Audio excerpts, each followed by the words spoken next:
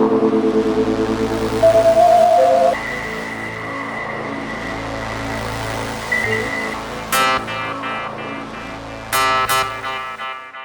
there, and welcome to another episode of Ronan Nazarene Talks. I'm Solitary Ronan from Solitary Ronan Films. And I'm Nazarene Prod from Nazarene Prod, inventive. Yes. And today we're going to look at a pretty underappreciated filmmaker, an underrated filmmaker who perhaps has been overlooked for reasons we might go into, and that's Richard Lester, who started in television in the 60s and then pretty much had a run of films from the 60s and 70s up to the 80s. So we'll just have an overview and then we'll just chat about his career film by film. Okay. I think I was the big Richard Lester fan of the two of us. I was been a fan since I was a kid, actually, because his films were always on TV for some reason. And it was one of those directors that always saw the films and never put together the same person and made them all. Yeah. You know what I mean? But there's so many of his films I liked just by having seen them without knowing they were directed by Richard Lester. Like, one of my first cinema trips was to Superman 2. That was one of my first memories of seeing him in the cinema, Superman 2. So he had a bigger influence than I realised until I realised later on how many formative films had come from him. What about yourself? Yeah, I mean, for me, there's probably films that we'll get into that I've watched, but again, wasn't really aware of who made them. But there is one of these films that I've loved for the last 30 years, from seeing it on television to very bad video and DVD, and fortunately now it's got a better Blu-ray. So I've kind of went back to his films probably a little bit later, but then discovered some absolute gems that we'll get into. But for me, there always was kind of one for the last 30 years that I've just absolutely loved, and it just gets better and better, but we'll talk about that when we get to it. Yeah. I should also point out before we start is that there is a book called Getting Away With It, written by Steven Soderbergh, director Steven Soderbergh, who's a big Richard Lester fan, which is an interview book with Lester talking about all the films. So if you're interested in this conversation and you want to find out more from Lester's point of view, you can find this book. It's published by Faber and Faber, and it's terrific. I've got it. It's so good. Yeah, I really need to pick it up. Yeah, 'cause it's one of those books. It's not just reading it. It's also you can go back and read it once you've seen the films and see the different details on what he's talking about. And it was it was written during the time that Soderbergh was before he did Out of Sight, so he was having a career collapse at the time. So you always get diaries within the interviews, which also eliminates the idea of what a working director's life actually is from Soderbergh's point of view and with interviews with Lester. So it's quite an interesting mix. So yeah, because I would say certainly in the interviews that I've seen with Richard Lester, he is one of those guys that you could probably listen to talk for a lot longer than the interviews actually are. His ideas about film and what he was trying to get across in some of his films. Yeah, I mean, he's also a director they don't interview very often, which is really annoying because he's more articulate than most directors. Yeah. But I think he's retired, so he just doesn't want to do it, which is the problem, really. Yeah. So, there you go. So, do you want us to go through the films then now, or...? Yeah, well, obviously he started doing television in the 60s. 50s? And then, well, he started in the 50s. Early 60s. Yeah. And then his first film was It's Trad Dad, which I haven't seen. There was actually the Running, Jump and Standing Still film from 59, which was the thing that got him noticed. We did that with the Goonies. That got awards and things, which is a short film we made, really. So that was a kind of...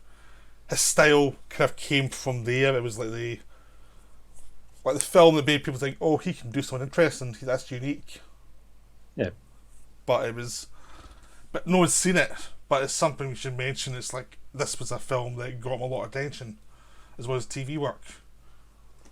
Yes, but as far as features, it's Trad Dad as Dick Lester, and then The Mouse on the Moon, both films that I haven't seen. I haven't seen either. Trad Dad is just a music film. It's just it was produced by Amicus, the Amicus who did all the horror movies. It's one of their side films they made amongst the horror.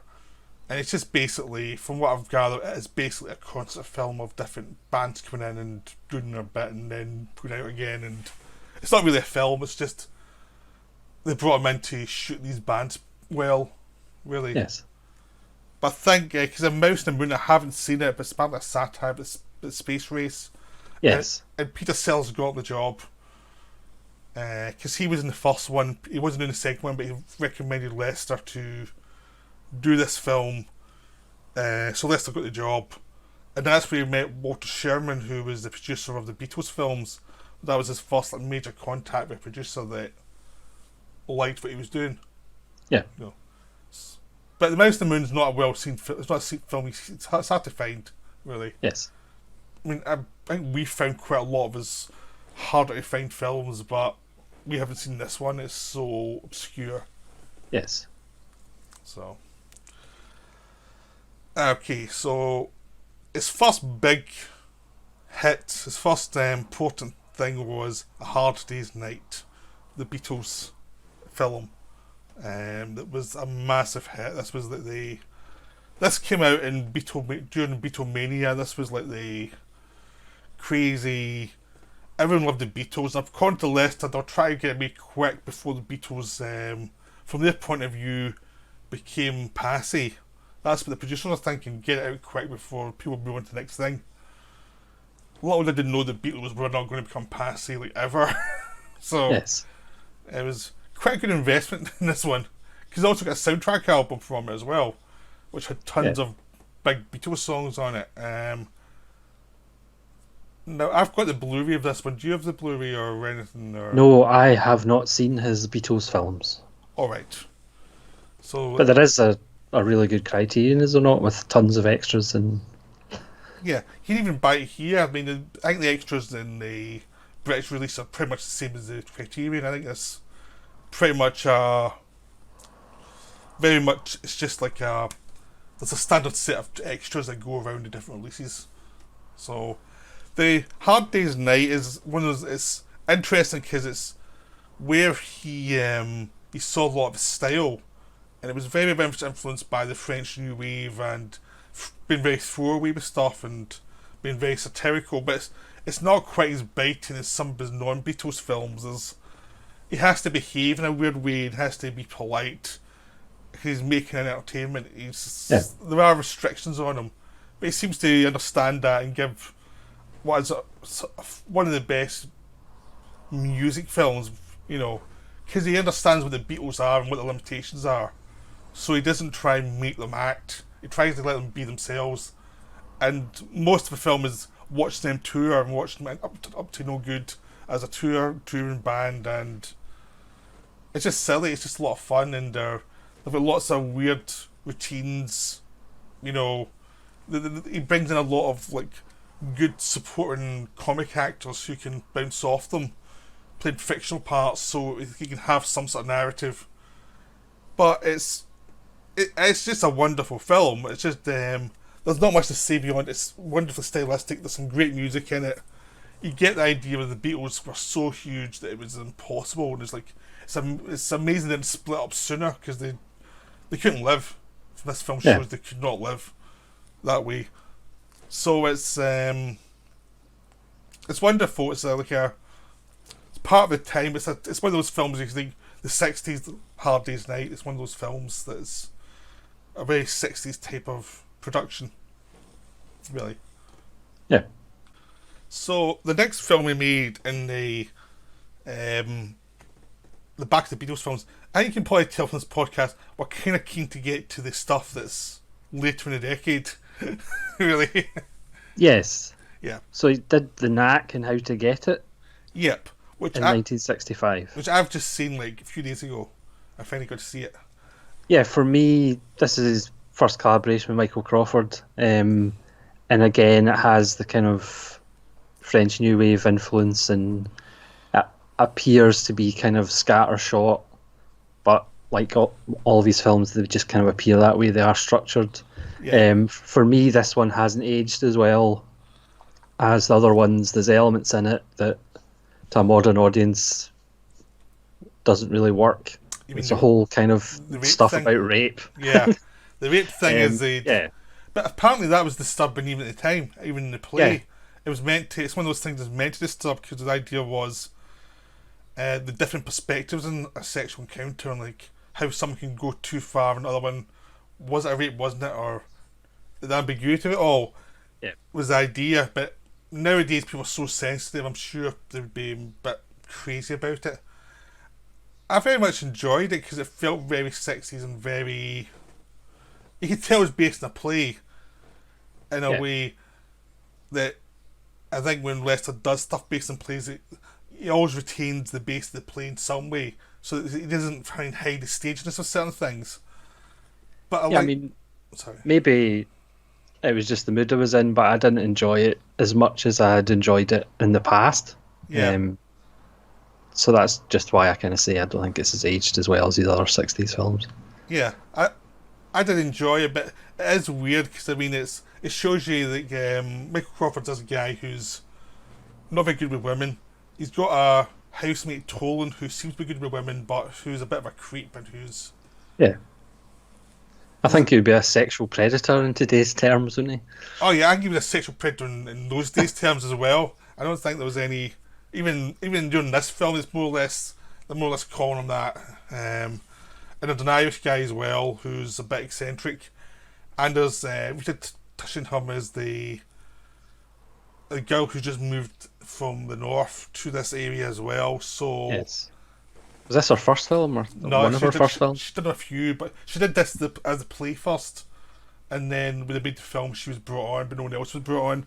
But there's some wonderful stuff like they're moving the bed through London.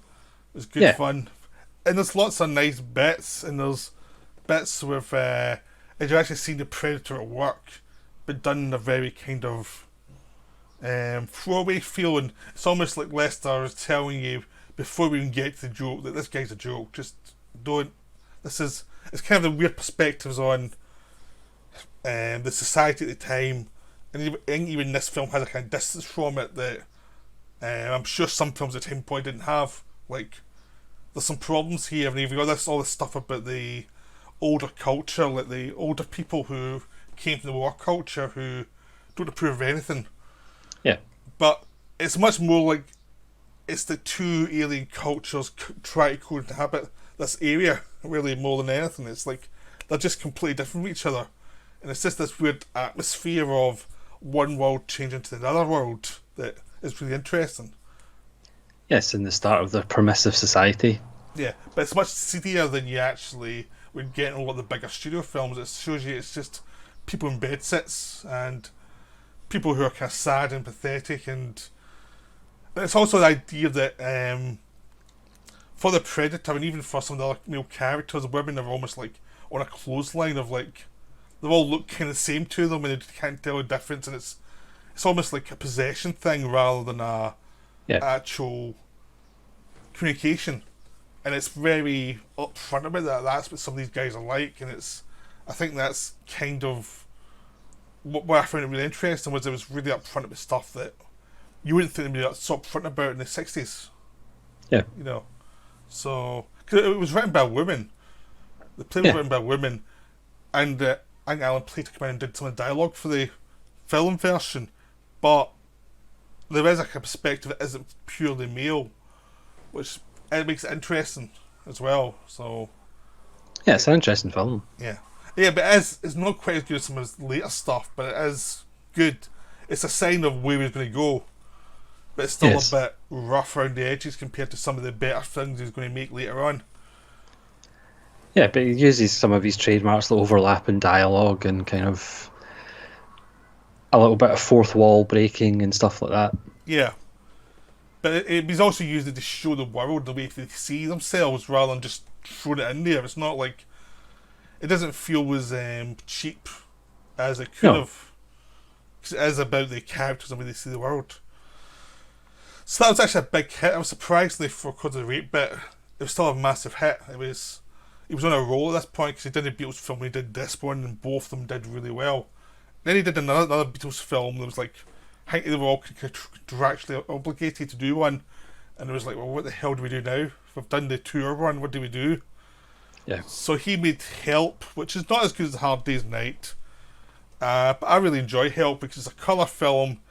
It throws the Beatles into this absurd situation where there's this like ring where it's to try to find the Ringo's got that of all these conspiracies, and it's just a send up of a film you'd expect that we throw a pop band into, but they just don't take it seriously. You know, it's got some nice tunes. There's a couple of actors and British actors in blackface, which is kind of has not aged well, or brownface. Yes. But it seems to know what it is, and it's absurd. It's not. It doesn't expect you to even take that too seriously. It doesn't expect you to take anything too seriously. It's so obvious a British person in that been brown faced up. It's an enjoyable film despite the fact that it hasn't aged particularly well. But I still have a lot of fun with it because it's kind of setting up the Beatles a little bit and they're allowing it to happen. But I think it was one of those films that no one was entirely happy with because they were trying. Because I think the Beatles were right into their drug phase at this point already, and they were just trying to put together a film. Yeah, the phrase "contractually obliged" never really ends well. No, but this one is better than it could have been for contractually obliged. They did a professional job, but you can feel some desperation in this one a bit more because they were trying to find 90 minutes worth of film, you know. Yeah. And I find it quite enjoyable, even though that it's really absurd. But people apparently they enjoyed making it. It just wasn't a particularly great film. It did well again, so it was another hit for Leicester. So, at that point, I think everyone agreed no more Beatles films. It was this kind of there was nowhere else to go. So he then did A Funny Thing Happened on the Way to the Forum in 1966, which is a film that I've seen in the past, but I haven't revisited. I don't know whether you've watched it more recently than I have. I've seen it quite a few times as a kid, and I've seen it recently-ish. But it was one of those films I didn't watch again because I think that it's one of his weakest films. I mean, out of the ones we've discussed already, this would be the last one I'd watch, you know, of all of them, because I think it had production problems apparently, and apparently it was a pretty tough shoot, and it wasn't very satisfying for a lot of people involved in it. And was there not issues with Zero Mostel or? Yeah, it was apparently, let's say, the highlight of the film for him was just working with Buster Keaton. Yeah, it was like. It's one of the things that I find with Lester is that I think I much prefer when he puts his style into other genres. It's not just pure comedy. I think when he does pure comedy, it's a bit over literal and it's not as interesting. I think when he mixes his style with other genres, it's way more fascinating because there's more about the world in this one. This one just feels like a big silly comedy, and it's a farce, and it's okay. It's professional. Yeah, but again, for me, when you think of Richard Lester, this isn't the film that you're going to go and watch. Yeah, I mean, it's also there is a Blu-ray release of it, but it's a very cheap Blu-ray release and very bare bones. It's kind of the one that's like no one's going to give this a big remaster or anything because it's not really worth it. It's that there's so many other better films they made just after this and before it. It's kind of the one that stands out as a kind of flat thing amidst these other better films. Yeah. So, I don't have anything else to say about it, to be honest. No, I think we should move on to my favourite Richard Lester film, the Richard Lester film that I've loved for about 30 years, even though, depending when you first saw it, it was probably murkier. Fortunately, it's had a Kino Lorber Blu-ray. It's had a really good BFI Blu-ray, so you can actually see everything that's going on. Yeah. And that's How I Won the War from 1967, starring Michael Crawford. It's currently probably my third favourite war film, even though obviously favourite war film's a bit of an oxymoron. Yes. It's just sensational. I don't know how you feel about it. I'm a big fan of it. I like his next two films to be better than this one, but that's because I really love the next two films. But this one's still very good. I really enjoyed it before when I saw the BFI release of it, it's BFI. They did it. Yeah, BFI. Yeah. Yeah, when they actually remastered it, it made a lot more sense. A lot of the stuff they did, and it made more sense because it was visually the way it should have been, Yeah. and a lot of the visual stuff that he planned out suddenly makes sense before we saw it in worse condition. It maybe not made quite as much sense, you know. I mean, this is, well, for me, it's kind of his first one where he's just got a ridiculous cast, and this is a common theme that would kind of go on throughout some of his later films. The cast is just ridiculous. With Michael Hordern, Roy Kinnear, who would become a regular, John Lennon's fantastic in it as Gripweed. I think Lester described it as an anti-war film in one of his interviews. Again, I think at the time a lot of people didn't get it. I think even nowadays people don't really get it. But I think it has garnered a bit more kind of exposure and a bit more respect over the years because it's just sensational. Yeah. It's also a film where he's actually looking at war as a industrial means, really, rather than the romantic side of it. It's like how he just churns through people and how it makes them have these weird delusions of importance to funnel through the machine. Like Michael Crawford's character thinks he's important, the British world view is important, but he's just been used, really, and everyone else knows they're doomed. It's just this depressing look at what was a big culture that was about to fall apart, and it's just the end of a line, really. As one character is constantly saying, "I die in North Africa," which is fantastic. And Michael Hordern's character, who's essentially just giving the same speech for war after war after war, and his attitude doesn't change, the technology in his mind doesn't change. It's a sad film, it's grim, but it's also really funny. Yeah, there's also when the characters die, they come back, but they're painted different colours, which you don't notice in the older versions. It's like, that's weird, but when you see it in the restored version, it makes total sense. Yeah, and there's a wonderful thing. They have to build a cricket pitch in the middle of a war zone. Yeah, that's kind of the plot, to be sent the enemy lines to build a cricket pitch to, like, that sums up. It shows how crazy the whole thing is, and it's just it's a wonderfully odd film. It's one of those films, I think you like it more you watch it, it becomes more apparent, and the structure of it all, flashing back and forward in time through Michael Crawford, makes a lot more sense. Yeah, so for perhaps the first time that you see how I won the war, you perhaps think it's a little bit chaotic and scattershot like a few of his films, but there is actually a structure there. It kind of goes from battle to battle. Because there's like a wonderful scene with officers trading bubblegum cards, which are pretty much some of the battles that are kind of shown in the film. It's just one of my favourite films of all time. I've loved it for about 30 years. Yes, it's a very good film. It's really interesting, really intriguing. We're going to go on now to the next one, which is one of my favourite films, Petulia. Son George C. Scott. You have seen this one, haven't you? Yes, I have seen it. I have to say, I liked it. I didn't love it, but I probably need to watch it more. There's a lot of stuff that I absolutely loved in it, don't get me wrong, but I just felt altogether it wasn't perhaps as strong as, but then I'm a little bit biased to the one we've just talked about. But I know you need to watch it again. Yeah. Well, that's the thing. This was him really getting everything together, so different people are going to like different things more. Like, I feel with this the way you feel about How I Won the War, kind of like, it just all worked for me. The whole idea of George C. Scott's a guy, midlife crisis.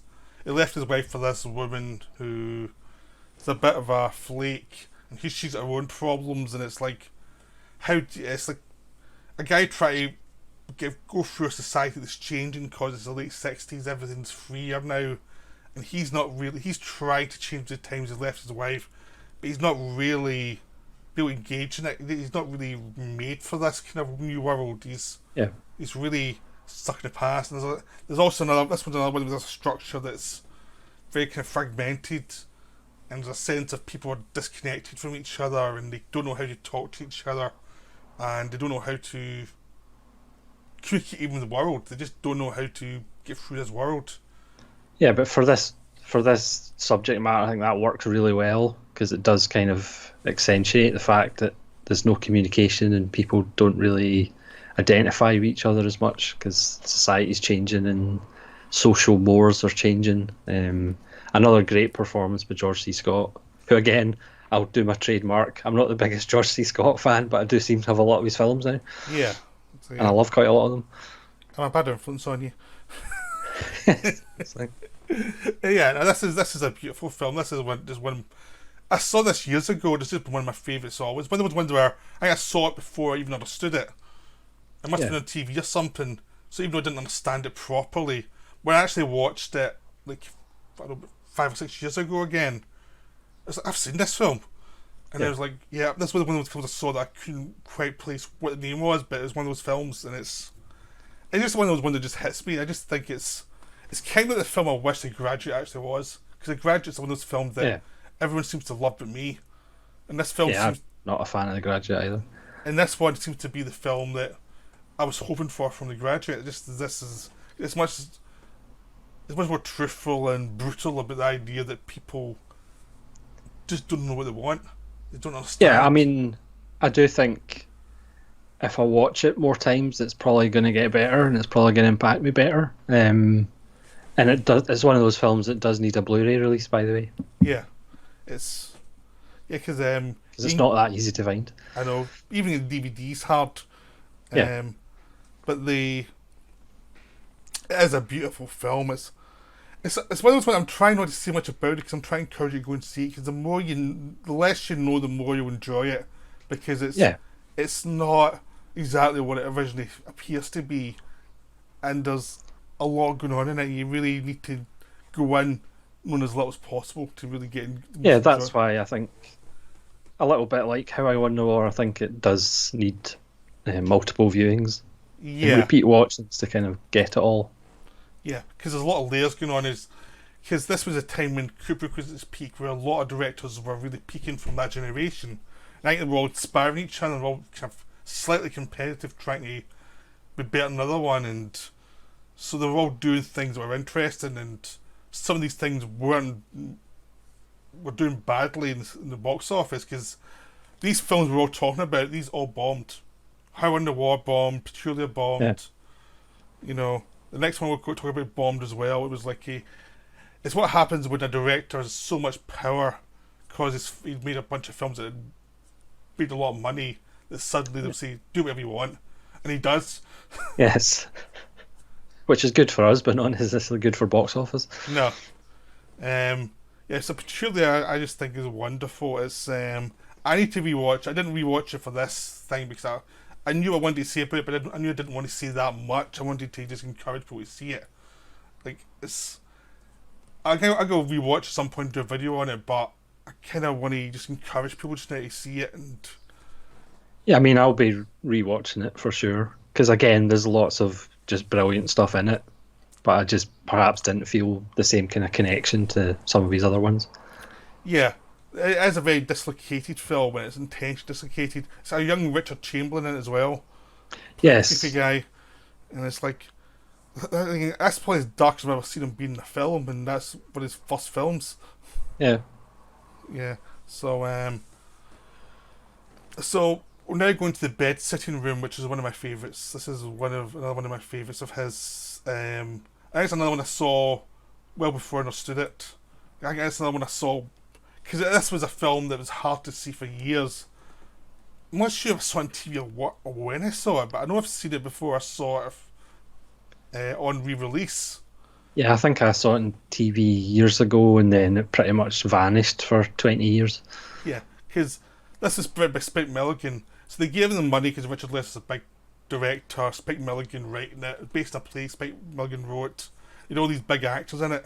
And it's the idea is a nuclear holocaust. The world has ended, and we're stuck with these like a bunch of different eccentric British people who are trying to survive the apocalypse. And one of them is turned into a bed sitting room. So it's an absurd, Yes. it's an absurd idea, and one of the Good big, plot synopsis I there. know, but one of the big problems for it before was you used to see this very murky print that was terrible, and you could not see it restored. I mean, I did see it once when Love Film there was an older copy released in Love Film that I saw there, Yeah. but to actually see BA5 re-release is just beautiful. It looks so good now, Yeah. and Uh, sorry. no, I was just going to say it is an amazing film. Again, another brilliant cast, with Harry Seacombe and Peter Cook and Dudley Moore and um, lots of other people that I'm forgetting. Yes, it's so we touching Tom's Arthur back. Lowe, yeah, Arthur Lowe. Um, yes, everybody turns up. But again, it's just full of wonderful ideas about religion, how even if after a nuclear war we still need authority, we still somehow need to have rules, we still need to have the police in some form controlling us. So even though society's wiped out, we still need to have authority and we still need to have rules. Yeah, but it's also that they've been trapped by their old-fashioned view of the world. They're not going to, Yeah. because it's such a disaster. They're not going to leave that behind. They can't leave it behind. They're stuck with it. They are just trapped by their upbringing. It's also like the curse of your past. You just won't leave them. They're stuck with who they were before the apocalypse, and they can't Yeah, really it's move like on. it's like Dawn of the Dead and doing what you've always done. Yeah, and they're but this is much more absurd, and it's people who are British and just will not let go of their need to be authority figures, even though it doesn't matter anymore. So Okay, so after his kind of more experimental run of films, he then the bombed the horribly. bombed. He did kind of on the surface do more perhaps box office friendly action adventure swashbuckler type films, but again because it's Leicester, there's kind of things running underneath that make them kind of much better than the usual standard fare. So the first one is The Three Musketeers. Yep. Now, the 3 and 4 Musketeers were both made at the same time as one film, one epic film, and they were just cut up, which caused problems with the actors because they were paid for one film, so they had to pay them for 2. And apparently, there was lots of financial things involved for years afterwards with these films that everyone was Yes, getting the lawyers involved. But we'll probably talk about the Salkind producers in a bit. yes, but the thing is, these were 2 of the films I saw as a child all the time. Like these were like Yeah, they were on non-stop. the television all the time. Yeah, and I've seen these films so many times. And again, like some of his earlier films, it's nice to see them been remastered properly and given been spruced up because you actually realise when you watch them now when they're on Blu-ray how bad the editions on TV were compared to what they should have looked like because they look Yeah, because beautiful. they were probably pan and scan and 4:3 and cut to hell. Yeah, and just bad source because there's so much stuff in these films that are get lots of lovely lighting. Like there's some stuff where there's a scene with Michael York and Christopher Lee fighting in the woods. It looks Yes, beautiful. that's lit just with lamps, which is amazing. Yeah, yeah. These are 2 of my favourite films from childhood, and I still adore them. Really, uh, they're great. And I've also got Oliver Reed coming into Leicester World as one of the Musketeers. Yes, I mean, I think I said to you privately, maybe it's just me, but you kind of forget how good Oliver Reed actually was. And if you see him in these films, and also you get a touch of early Oliver Reed in some of the Indicator Hammer films, but he's really good in these films.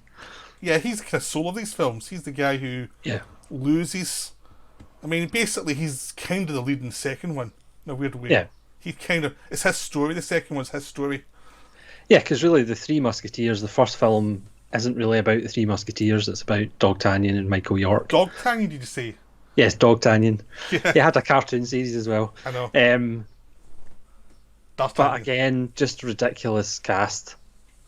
Charlton Heston, Faye Dunaway, Raquel Welch, Christopher Lee. It's just like ridiculous. Richard Chamberlain. Yep. And Roy this... Pardon? Roy Kinnear. Yeah, Roy Kinnear turned up as well. And yeah, the films have a great cast. And they're also based on terrific books, the Dumas books. So they did a good plot, which means Lester could just do what he wanted around the plot. Yeah. And they also introduced the George MacDonald Fraser, who wrote these, who would also write one of his other films coming up. And they were just irreverent about the whole idea of royalty and what they were about and what religion was about to a state. It just... Yeah, I mean, the scenes with the king, and the chess, the wonderful chessboard is just, and the production design and kind of the king's palace is just stunning. Yeah, but it's also so mocking. It's like, you see why this is a social system, so the Musketeers are loyal to this, but it's completely corrupt. There's just nothing there. And D'Artagnan's a bit of a moron in the first film. Yeah. Or even the second one, actually. But more than the first, he's really stupid. He's not as interesting as other characters, which... It's a joke in itself. Often happens, yeah. I know, but that's the thing. They make a joke about it, because I think they realised that, and they actually made Michael York a fool in it. Yeah. And he was game for that, and they actually had some fun, really. Plus, the sword fights are kind of more realistic. Obviously they were choreographed, obviously to an extent, but they're not as polished as some other films. They're not perfect. Yeah. They're more kind of realistic. Yeah, they throw people into they go through laundry and stuff, and they are beating the hell out of each other. They're hitting each other with bits of the sword, and they really don't kill, use anything to get ahead. But it's really skillfully done at the same time. So there's a daring do. It's kind of like Batman, the old Batman shows, where you can watch it as a daring do adventure, but then you pull back and see the satire involved. Yes. But this is better than Batman. Yes. Because obviously Richard Lester loves his authority. Yeah, it's and Charlton Heston's Richelieu is so much fun. Yes. He's just having a ball playing the villain. He's just really enjoying himself. Yeah, because it's not really a role that he played very often in his career. Yeah, and when he gets a chance to play it, he really goes for it. He's just... Him and Christopher Lee's the villains, and Faye Dunaway... This is a film that shows you why you need good villains. Because the villains in this, you really hate, but you really enjoy at the same time. Because they're just villains, they're just baddies, and they're so enjoyable. And also Spike Milligan's in the first one as well. Yeah, as... Raquel Welch's husband. I know, it's just so funny. And he's just... He's such a suck-up to authority as well, and royalty, and it's so funny. It's such a funny film. But it's still great daring do. But also the darkness of the second one is just astonishing. Yes. Because it goes from being fun to being really dark. Because the book ends darkly, but people forget how the book ends. It's people die, and this film really goes for it, and it really plays up that Oliver Reed is a very dark figure in this. He's a traumatized person who's dealing with some nasty stuff, and that takes center stage in the second one. Yeah, because sometimes in modern films of this kind of ilk, it's like nobody actually dies, and it's just like there's no threat particularly. Yeah. But in this one, there is darkness. Yeah. Raquel Welch dies. She's played for a fool for so much of the film, and then she gets killed off. Yes. Which is really funny, because it's like she's completely disposable for most of the movie, and then they kill her off, and it's like, oh my god. Yes. Which makes it more brutal because what they've been doing to her for most of the film. And, and Faye Dunaway is a seriously nasty figure, and she's a lot of fun because she's just enjoying herself. Yeah, so this one is it's kind of hard to say anything bad about it because it's so good. Yeah, it's just an enjoyable... I was going to say Sunday afternoon, but obviously you can watch it anytime you like. But it's just like a good old-fashioned swashbuckling romp that's well acted, and it's got a bit more to it. Yeah, it's what entertainment should be, but never is, usually. You know, because really, entertainment usually doesn't have this many layers to it. Usually, it's very much that'll do. You know, it's kind of sad that way that it never really goes beyond this. Yes. So, in between the Musketeer films, we had Juggernaut, which was filmed after the Musketeers films, but released in between them. Yes, so on the surface, again, this is just like a pure entertainment story about bombs on a boat and being held to ransom. Yeah. But again, just a spectacular cast with David Hemmings and Richard Harris and Ian Holm, Roy Kinnear again, Omar Sharif. But again, there's sub-layers, there's digs at government, digs at big business. It's just done so well. It manages to be funny, but also, more importantly, it's actually very tense when they're trying to defuse the bombs. Yeah, I mean, it's ahead of its time, I would say. Yeah, it's basically a satire hidden in as a thriller. Because there's so many shots of that boat just floating all over the place, and they're trying to keep everyone happy even before the bomb is discovered, and it's a miserable experience. It's like going to a holiday camp as a kid. It's a parody of the British idea of getting through a holiday and hating every second of it. And then there's a bomb involved as well. Yeah. So it's a real satire of Britain, but yeah, it's so good, and the cast is great. I mean, Richard Harris, this reminds you how good he was when he was in the right part. Yeah. Because he's so good, because he's such a cynic and so misanthropic the whole way through the film. He's just he's an alcoholic, He's a functional alcoholic, and he's competitive. He's completely believable in it. It's not like a caricature or anything. It's just a well-written character. Yeah. And the funny thing is, Lester came into this film late. It's like the first director had been fired. They replaced that director. The next director was fired. But basically, the guy who was a producer and knew Lester from some of the other films said, "Will you come in and help us here?" And he came in and we wrote the script. Yeah. And they just changed everything, and the original writer disowned it because they changed so much. So I think he just kept the plot and just added all this satire and. Yeah.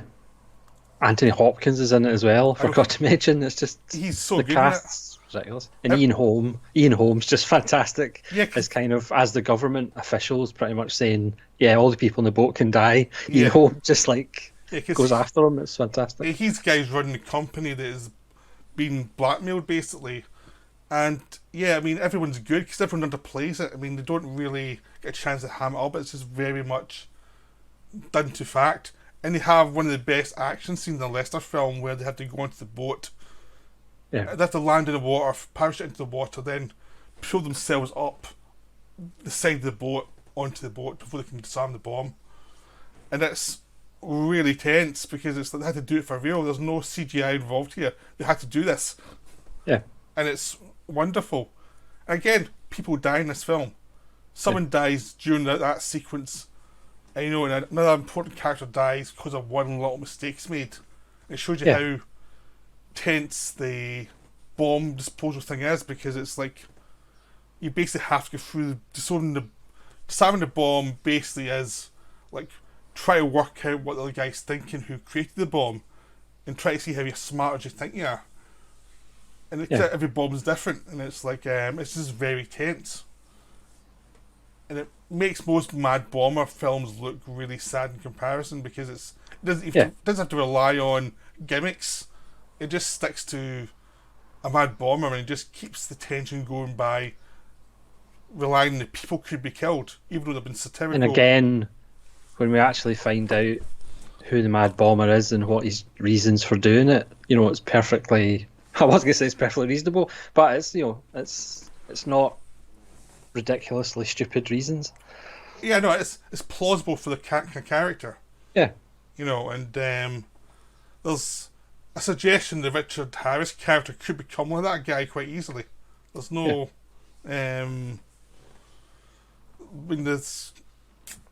he's down that path himself. But there's some of the Richard Harris stuff is great because he just gets to rant a lot and get drunk a lot, and he's just hilariously funny in the film. You know. Yeah. So again, like I said before, I think it's way ahead of its time. And instead of watching later Hollywood films of this ilk, just go back to 1974 and watch Juggernaut. Yep. I mean, the only really good bomb film I think is Speed, which led to Speed 2 was a bomb in a boat movie, which is terrible. Yeah. Yeah. Because most mad bombing movies, I don't think it's very good. I think most of them are terrible. But this one really works, and there are a few others that do that. So now we've got Royal Flash, which is 1975, which was made just after the Musketeer films. Starred Malcolm McDowell. And this one I think is underrated. This one I watched a few days ago, and I really enjoyed this one. Yes, I mean, I think this is one that I saw years and years ago and again disappeared, and I've only seen it recently again, and it just blew me away. The first three quarters blew me away. Perhaps the third act kind of tails off a bit, but the first like 2/3 of it are just sensational. Again, another redonkulous cast. Oliver Reed's back. Michael Horton's back. Just so many people. Yeah, and Malcolm McDowell as this Flashman is so much fun. He's such a dick in it. Yes. How, the wee little montage of how he became a hero is hysterical. Yeah. And I think it kind of works because the first kind of part of the film, you don't actually like him because he is a bit of an arse, but you do actually like him and engage with him more as the film kind of progresses. A bit. Only because he's in so much trouble. He's still a scumbag. Yeah, he's still a bit of an arse. Yeah, I mean, he's still selfish. He doesn't learn a thing. But it's just because Malcolm McDowell's playing him, I think. Yeah. But this film was barely released. It was made, and then I don't think they did a clue what to do with it because it was so cynical, and they just never quite had a clue. So it didn't do very well, even though it was well reviewed. But I just thought it was just so much fun. Again, like you, I think the first 2/3 are better. Because I remember when I saw it years ago, I thought that, and then I watched it again, I enjoyed it a lot more. But I think it takes some time to get into because it is so satirical. It's far more satirical than the Musketeer films. It is pretty much, these people are scumbags. These people are, you don't want to be anything to do with them, Yeah, I mean, it's just so enjoyable. It's an absolute blast. And again, the cast is just wonderful. Lionel Jeffries is in it. It's like with Alan Bates. It's just like it's Alan Bates is a great time in this one. It's crazy the casts that he assembled over the years. Alan Bates is the guy who's his point man to go do this, go do that, and he's just having a lot of fun just playing a totally cynical character. Yeah, it's got a great ending. It's just it's not perfect, but it's really, really good. Yeah, it's a minor Lester film, but it's so enjoyable. It's just so enjoyable. Yeah. I'll pass it over to you now for Robin and Marion. I'll just sit back and let you rave about it for a couple of minutes, okay? Okay. Robin and Marion, 1976. Again, Lester's visiting something that we're perhaps familiar with, or the story we're familiar with, but from a completely different angle. This is Robin and Marion when they're older. This is a film, again, I probably saw years ago, but didn't really appreciate it at the time. But having watched it probably about 4 times in the last 18 months, it's another masterpiece. It's one of his best films. It's one of the best films of all time. It really, again, I'm not a romantic in any way, shape or form, but this look at kind of older romance and a couple that are older, deaths round the corner, literally sometimes. It's a really romantic film. It's a truthful film about growing old. It's Robin looking at his mortality and not being able to do the things he used to do and kind of accepting that. It's such a mature film, and again, for me personally, I didn't really appreciate it, but I appreciate it more now that I'm a bit older. Again, a phenomenal cast. Audrey Hepburn has made Marion, Sean Connery, Ronnie Barker, Denham Elliott, Robert Shaw as the Sheriff of Nottingham is just having an absolute blast. Yes. Again, the fight scenes are realistic. These are older people trying to fight, so it's not going to be perfect and choreographed and beautiful. Um, for a relatively low budget, I would say it really encapsulates that period. Yeah. Yeah, I'll stop ranting now. You also have Richard Harris as King Richard. Yeah, Brilliant. who's in it for like the first 10 minutes, but he's absolutely amazing in it. Denham Elliott, it's Ronnie Barker, it's amazing. Yeah, Nico Williamson as Nico Williamson, yeah, sorry. Yeah. It's I think what he said type of thing is like, yeah, exactly. The thing is, the ending is so moving. Yeah, the ending is so moving, and the whole setup. It's the best Robin Hood film by a mile. Yeah, by miles. Yeah, yeah. The other one I really like in the same level not the same level, just as a film I really like as Robin Hood is the Errol Flynn one, but it's a different film entirely. Yeah. But this is a deeper film. This is a different type of thing. I do think this is a film that is an example of why cinema is fantastic. The fact you come to different films at different ages and you get different things from it. Yeah. Like I said, I appreciate this a lot more now that I'm older than I would if I'd watched it when I was 18. Yeah. I think I saw it when I was about 18, and I really enjoyed it, but I didn't get it the same way because you have to be older, really, I think, to get it. You need to have lived a bit before you can really get this one. It's all about aging, so it's like you don't know certain things when you're younger anyway, so you're not going to understand them. And it's another brilliant Sean Connery performance that's not James Bond. Yeah. I mean, in the 70s, he was doing a lot of interesting stuff, and then he seemed to give up after a while, but... yeah, but this is I think, as you said in your video, he accepts he's got grey hair, he accepts he's going bald. It's just like he's all in on the character, and it's just a great performance. Yep, it's just a wonderful film. We could rave about it for ages. Just go watch it. And if you don't go watch after this video, shame on you. This is all I'm going to say. There's a premium collection Region B release. And there's also a Region A release on Blu-ray as well, so it is available. And if you want to buy it right now, you can get it streaming from Amazon, and it's a good quality stream, because I've got it and it's really good. Yeah. Because I got it while I was waiting for I haven't got the Blu-ray yet, but I will. But I was waiting. This is before the Blu-ray came out. Yeah. I got it. So easy to find. You can get it anywhere. You have no excuse. Go watch it. It is one of the greatest films of the 70s, so there. Which, now we should go to the Ritz, which, from heights to the lows, because this is probably, of the ones I've seen, this is probably the worst film. I don't think, it's a farce, and it's not very good, and I remember watching it and not liking it at all. It feels like it didn't work.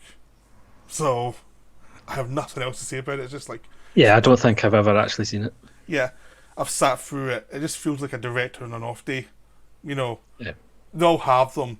It was made the same year as Robin and Marion, so I think maybe his passion was in Robin and Marion, and this one was kind of a throwaway, let's try this type of thing. Because less like to work, so I don't think it is as... I just think it's one of those ones that just doesn't work as well. So, there we go. I can talk about the next one, actually. Butch and Sundance, the early days. Have you seen this one? I don't think so. I may have seen it years ago, but I certainly haven't seen it recently. Well, I saw it a few days ago. And it's wonderful. It's a prequel to Butch Cassidy and the Sundance Kid, the early days. And I will say right now, it's better than Butch Cassidy and the Sundance Kid. By a mile. Fair enough. Because I don't like Butch Cassidy and the Sundance Kid. I think it's smug as hell. And this one, even though it's got some problems, I mean, the one thing I say about Lester is he's not that interested in plot, and sometimes he lets things wander a little bit in the story, and because he's not that interested, he's more interested in the character stuff, and sometimes it gets in the way. And that's what happens in this one, because there is a plot, but he's more interested in the characters and the atmosphere. So it feels a bit longer than it actually is, but it's still wonderful. You've got William Catt as Sundance Kid, and you've got Tom Berenger as Butch Cassidy, and they've actually managed to feel like earlier versions of those actors were Redford and Paul Newman. Yep, but which went blank there. Especially Tom Berenger. Tom Berenger's really good in this one. And it is an interesting thing about these two guys who are starting out their careers, who are trying to find a way. Do they want to stay as outlaws, or do they want to go and have a normal life? And eventually it's what happens is they fail. But it's a wonderful film. It's a great atmosphere. There's some great stuff in there. I mean, there's scenes of towns have been waterlogged, and there's a gunfight in there. Brian Dennehy shows up as a guy chasing them. The cast is terrific. The atmosphere is terrific. The dialogue's a lot of fun. The actors are a lot of fun. It's just a nice little film. It's a minor film for Lester, but you can tell he enjoyed himself with it. You can tell he was having a lot of fun with it, and all the landscapes he's got, the American West landscapes are very unique because he finds interesting places to shoot, and he shoots them. Laszlo Kovacs was a DP in this one, and it looks gorgeous. For a TV thing, it looks gorgeous, and it's very underrated. Yeah, I'm going to have to track that down, I think. Yeah, I would definitely recommend it to you. Now we're going to Cuba, which is a film I like, but it's flawed. It's a bit overlong for me. And it's a film that I think I saw years ago, but again, I haven't revisited, so you're on your own for this one. Alright. I have the Blu-ray, but I never had a chance to watch it. The thing is, I watched quite a lot of his films in a row, and I got to this one, it was like, I've seen it recently enough to be able to talk about it. It's a good Richard Lester film, but even he admits that the film doesn't quite work. Like, there's a script problem they never fixed.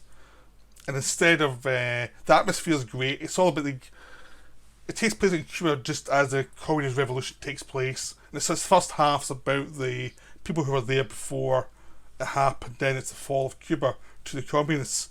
And it's all about Sean Connery plays this British military guy who's in there advising, and basically he's a mercenary. He's and he's a love affair with this younger woman played by Brooke Adams, who's always good in films. And the idea is Sean Connery's character's not that good at his job. He's incompetent. You know, he's a typical British guy overseas who doesn't know as much as he thinks he knows. Yes. That's the interesting stuff about it. It's like, it's a world falling apart because there's corruption and there's people who are getting paid to do stuff they shouldn't get paid for. And there's a lot of great atmosphere. They shot it in Spain. There's a lot of great atmosphere of people who are just fed up with the system, the capitalist system that's abusing them, and that's what gives rise to the revolution. So it's one of those films, the ideas are good in it, the acting's good. It's just too long, it's just too unfocused, they never quite got it right. But it is interesting. It's a minor Lester film. He's past his peak, but it's still worth seeing because there's some good acting involved and there's some good ideas. Yep. It's just like you get the feeling if they'd left this one a year and just finessed it a little bit and got it worked out. I think they needed more of working script just to get it honed in on what they needed to do. Mm. I think they were shooting as they were still writing, and I think that's the problem. But it's still a worthwhile film. It's still it's miles better than Havana, which was the same subject matter by Sidney Pollack, like 10 years later. Yes, I think I get them kind of mixed up sometimes. Like, Cuba's a good one. Cuba's the flawed one, you know. But yeah, it's still very enjoyable. You know, sometimes a director can do good work even a film that doesn't quite work, you know, but it's still interesting stuff, and that's one of those films, you know. And so now we're going to the Superman films, which I'm a big fan of. Superman 2 is one of my favourite superhero films. Still is. I saw it when I was a kid. I loved it. I still love it. You know, despite the fact you can tell it's two different directors making it, I still think it works really well for what it is, and it's still the best Superman film, easily. Yeah, I would agree that Superman 2 is the best Superman film. I'm not a big Superman fan, but I always remember Superman 2 being the best one. Terrence Stamp is the villain. I mean, Terrence Stamp is amazing in this film. Superman has a good, decent story. He has to lose his powers and regain them, and then fight the villains. And that fight scene is loads of fun. There's some nice bits where the Zod comes from space and then land in a small town with Clifton James in it from Juggernaut. Yes.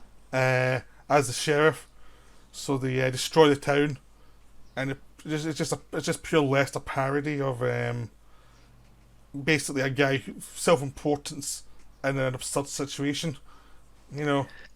Yes, because he was going for more of the comic book feel, whereas Richard Donner wanted to make it a bit more serious and epic. Yeah, but despite the fact that Richard Donner had Gene Hackman having it up. Yeah. Really, it was like a bunch of different films put together. I like Superman, the movie, but this feels like a bunch of different films put together. This one feels much more like there's a focus. And it also had some great scenes where Clark Kent falls in love with Lois Lane. And there's a nice bit where she thinks he's Superman and she jumps out into the river. He has to try and find a way to save her without revealing who he is.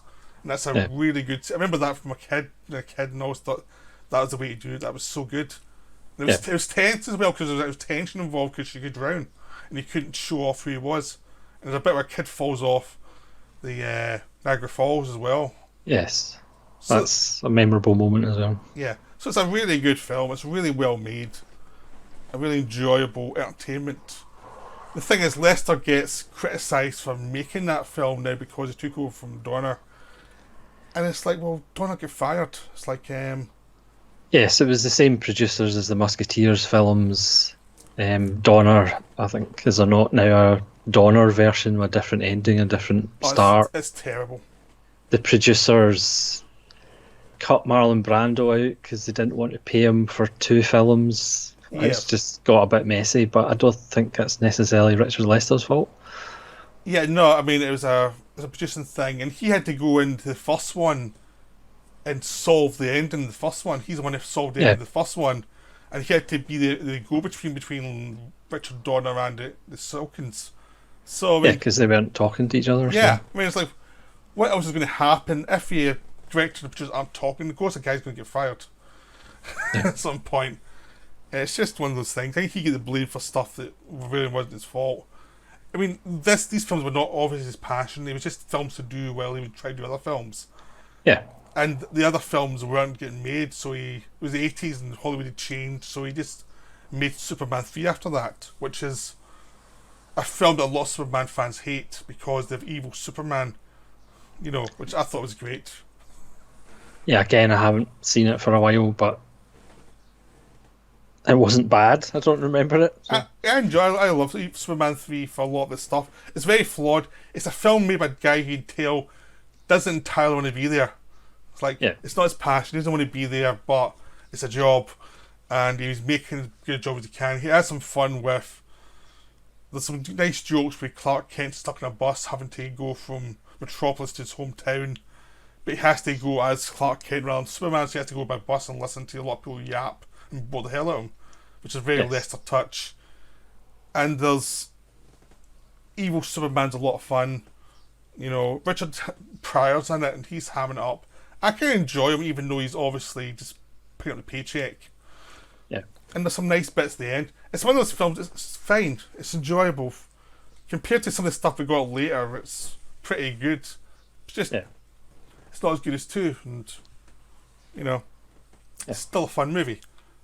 So now we want to Finders Keepers, which Roddy will talk about, because I haven't seen it. Finders Keepers from 1984, which is a film I've only recently picked up on Kino Lorber Blu-ray, and I had a blast with it. It is a minor Lester film, but compared to other films of its kind, it's just so much fun. It's essentially a caper film about a bunch of money that's stolen and it ends up in a military coffin on a train, and there's various people trying to get at it. Again, not much depth to it, but it's just such a laugh. Lou Gossett Jr. is wonderful. Beverly D'Angelo's in it. Michael O'Keefe is the lead. You could argue it perhaps could do a better lead. Brian Dennehy turns up. There's actually an early role by Jim Carrey, who who kind of plays like a Jim Carrey character. What a Um, shocker. I know there's just loads of sight gags, stuff that shouldn't be funny, but it just is. There's like during a fight, there's a plank that gets flown through the air and it cuts to a dentist's, and he's saying to a guy, "This isn't going to hurt." And of course, the plank hits him in the back of the head, and he started drilling the guy's groin. I mean, it's just it shouldn't be funny, but it's just Yeah. hilarious. So again, it's light. It's not a serious film, but it's just for a caper film. It's really enjoyable, and I think it kind of deserves a bit more exposure because it's a laugh. Yeah, that's That's good. all I can say about it. You'll have a good time with it. Okay, I'll try and catch up at some point. But it's pretty expensive to try and buy at the moment. I Yeah. looked and it was like, that's too much for an obscure film. But it's a lot. It's a lot of fun. Yep. There's a brilliant set piece with a house that's being moved. Yeah, that's a great wee film. Right. Cool. And then we have the Return of the Musketeers, which I've seen plenty of times. I've seen this one way too many times. Yeah, I haven't seen it for a while. What? I haven't seen it for a while. Yeah, it's very enjoyable. I mean, it's obviously it's not as good as the originals, but the idea is the Musketeers 20 years later, and they're old men now, and they're past it. They're just past it completely, and so there's a plot. Christopher Lee turns up again as a villain, even though we thought he died in the first and four Musketeers. Yeah, Some Musketeers turn up for 2 minutes, like Richard Chamberlain turns up much later. It is fun, but it's a later film, really, by director. It's a film where Roy Kinnear died halfway through from an accident in a horse, and that kind yes, of destroyed the film basically because I know his passion was into it after that, and people just because Lester was a close friend of Roy Kinnear, and he was putting in a lot of his films, so I think it really kind of did him in. He admits he kind of lost his confidence in making films after that one because a close friend yeah, had died. So it is kind of tainted by that death, and I think it's a death that floats through the film in a weird way. It's just like I just didn't think they since it was like halfway through, I think they probably did cut around it after that, and also I don't think people's sort of passion was in after that accident. So yeah, it's still a film made by a professional director though. It's that thing, it's still a professional made film by a guy who knows what he's doing. It just doesn't quite work, doesn't quite come together. Yeah, I feel if that hadn't happened, it might have come together a lot more. It might have yeah, been a better film. I think it's just an issue with a tragedy happened, they did their best. Really. yeah. So that's his final film. There was a Paul McCartney concert film, Get It Back, which I haven't seen since I'm not a big Paul McCartney fan, so I wouldn't see that. No, I haven't seen that either. Yep. So that's all of his films. Obviously, he was better in the 70s than he was in the 80s, because the 80s kind of fell away a little bit. But 60s and 70s, he was really peaking. Yeah, I mean, he was doing interesting stuff, challenging stuff, and then even with his more quote unquote mainstream films, there was more going on than your usual mainstream film. Yeah. And I think if you look at his period between How I Won the War in 1967 and Robin and Marion in 1976, that's a string of 8 films that's pretty damn impressive. I'd say Hard Day's Night is still really, you need to see that one, helps. They're both very good. Yeah, And I'd still say Knack's terrific as well. It's got a few flaws, but I think it's still terrific. But yeah, I mean, I'd even argue that Superman 2 is a wonderful mainstream film. It's a wonderful example of a mainstream film. It's so well done, you know. yeah. I mean, in Despite comparison flaws. to, sorry, I was just going to say, in comparison to modern day superhero films, then it is. Yeah, I mean, it's not your thing, but I really enjoy those kind of films. But this is still one of the best ones. I mean, it was one of the first ones they made, and it's still one of the best ones because it was just so well made. Yeah, You know, it's just craftsmanship involved, and it was astonishing. But I think you probably guessed from this film, in our hearts, we kind of love the late 60s films, really. We're kind Yeah. of they were kind of to me. I mean, you love How I Won the War. My heart's with Petulia and the bed sitting room. Yeah. Really, but it's still so good. It's just so well made. Yeah, we both love Robin and Marion. Yep. I just may have come to it a bit later. Yes. But yeah, So, even like me though, I know you always liked it, but the more I've seen it later, yeah. I loved it more. So why do you think he is kind of underrated and almost forgotten about? Well, I think he's a bigger influence than people realise, because when you look at Edgar Wright, how can you not see that Lester's influence, the way he shoots Yeah. stuff? Soderbergh owes so much to Lester, and he pretty much admits it, because Soderbergh's career's modelled after Lester's, jumping between experimental films and more mainstream films. He did the Lester thing. But I think some of it is due he's satirical. He's genuinely satirical in an era that's doesn't understand satire, doesn't get easily offended. It's like he's like mocking stuff that people don't think you should mock. Yeah, because obviously How I Won the War got a negative reaction and people were offended by it, and other films as well.